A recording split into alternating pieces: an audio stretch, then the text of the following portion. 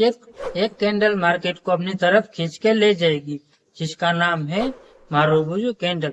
चाहे वो bullish मारुबुजू candle हो या फिर बेरिश मारुबुजू कैंडल हो।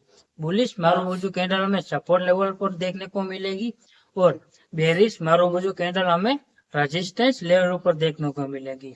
अब इसका यूज करके हमें एंट्री कैसे लेनी है, स्टॉप लॉस कितना रखना है और टारगेट कितना रखना है, ये समझ लेते हैं। पहले बात कर लेते हैं हम बुलिश मारुबुजू कैंडल के बारे में।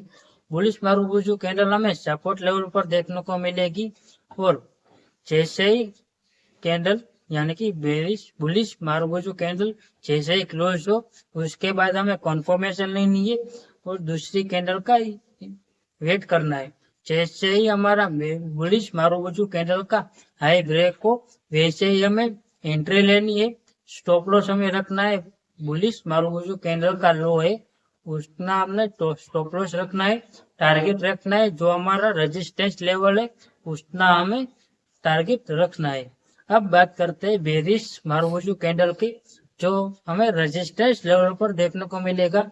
जैसे ही हमारा बेरिश कैंडल क्लोज होगा, वैसे ही हमें दूसरी कैंडल का वेट करना है और हमें देखना है कि वो कैंडल उसी डायरेक्शन में जा रही है।